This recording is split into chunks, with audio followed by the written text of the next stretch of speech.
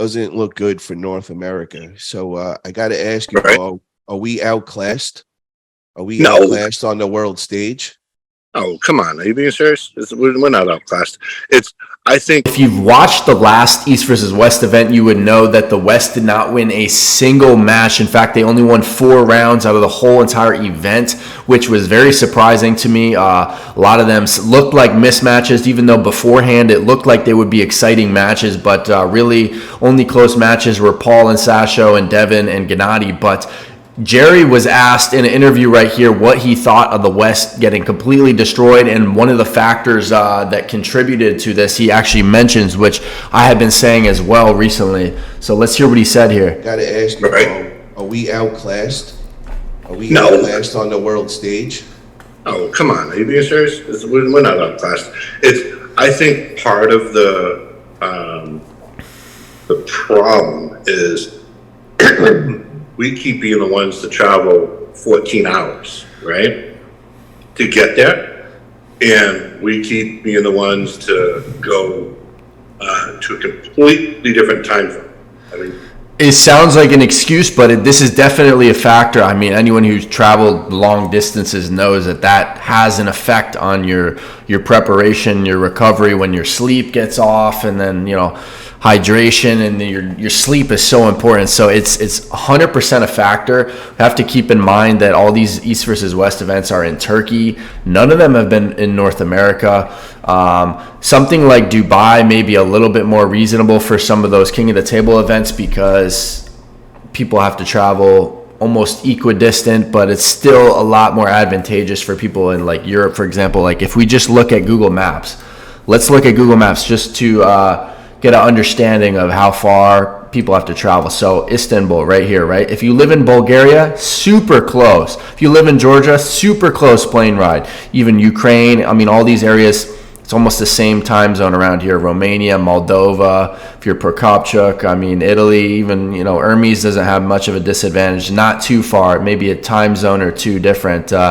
So if we take into account, in Kazakhstan, a lot of athletes from Kazakhstan or Russia, they're all in this general area. So this radius may be something like less than 5-6 hours flight max, maybe, depending on where. I mean, if you're in Bulgaria, you're just ridiculously close. Even Georgia, probably, but it's probably like what, 2-hour flight, super close. But you're coming from, let's say you're coming from you're John Brzenk, you're coming from Phoenix. I mean, that's got to be a ridiculous flight. You got to probably stop in like New York or something, and you got to stop in France or something like that, and then go to Istanbul. So the travel definitely does play an effect. That is undeniable in my opinion. Let's continue hearing what Jerry has to say about this. and you're 8 hours ahead of that, right? So you do a 14-hour plane ride in plus 8 hours, right? It just makes it so you just entered a new day. So either people aren't getting used to that time zone, right? And they're going to do it a week. 14-hour flight is brutal. Not to mention waiting waiting in the airport for flights and transit and stuff like that. It's just that definitely has a huge toll. Version of themselves, or they're just not prepared. Right? And because our best versions of ourselves, if we went over there to represent the United States, I would say we do a lot better.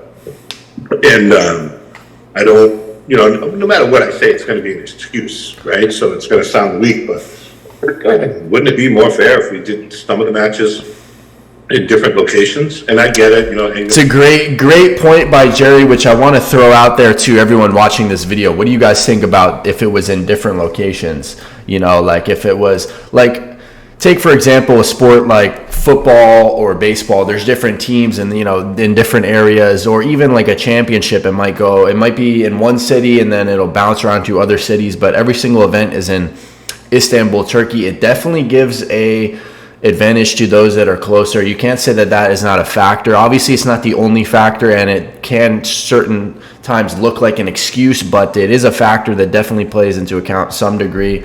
Like I would imagine if there were some of these events in North America, it may look a little worse for guys in the East. What do you guys think about that though? As the promoter, he's doing an amazing job, but it doesn't mean I wouldn't like to see it in more neutral zones. We keep going their backyard to go compete. They could take a bus over there be there. You know, Yeah, that's a much good quicker time point. we have. Their backyard to compete. Yeah, if it was a more neutral zone, even somewhere like if we take a look at the map, even somewhere I don't know, France or maybe the UK, they have to, you know, most of these Eastern European athletes are coming from these areas: Kazakhstan, Ukraine, Moldova, Romania, Bulgaria, Turkey, Georgia. Of course, Georgia. We know Georgia, Russia, and then we got the occasional guy in Sweden. But if it was, I don't know, maybe United Kingdom would be a little bit more of a neutral ground. It's a little bit closer. Or even maybe just switch it up. Maybe if Engen, this may be all too difficult at this stage in arm wrestling, but as it grows more, I would imagine to be more events maybe in North America, you know, bouncing around North America, UK, could be in Bulgaria, could be in Turkey again, could be all over the place, but not just in one place. Because like Jerry said, you know, some of these guys can if you live in Bulgaria here somewhere, you could just take a bus to Istanbul. That's compared to 14-hour flight, huge difference there. Taking, you know, plane rides. But do you think it's really the travel, man? Do you really think it's that's doing Here it? we got Paul questioning him a little bit more on that. I mean, because Well, you're asking me, and I'm telling you that's my thought, is that I know that if you're going somewhere and you're gonna compete and you're gonna be at that level, you're excited, you're pumped, you're whatever, but did you really plan out the time change? Did you really plan out the travel? You know, people, jet lag's a real thing. It's like we just made that word up. You know, Thursday, and they're competing on Saturday, right? So you're talking about 2 to 2.5 days of thinking you're going to change 8-hour time zone and be ready. It's I don't know. It's just wearing, right? And I mean, I've done it a couple times, and to that exact location, but I've competed overseas many times, and each time it's a challenge. And what I did was, as you remember, you were with me the first one I went over there, I made sure I did not change my time zone. In my mind, I just kept my same time zone, so I stayed up until 3 in the morning their time, didn't wake up until noon or 1 their time, to stay on my own time zone. So it would be like as if I was going to bed at 8 o'clock here, you know, and I'm going to bed, you know, 3 or 4, whatever the frig it is over there. And it was challenging, but it was the only way for me to stay adjusted. And then especially because you're competing at night over their time. So it's different, right? So Yeah, so he keeps on going on talking about that. You can watch the full interview video there. I'll put the link in the description, but definitely raises a good point there as far as one of the reasons it may have an effect on athletes from the West. And he says, hey, wouldn't it be cool to have events that were in a more neutral ground? And I'm curious what the viewers of this video think about that idea. Let me know in the comments.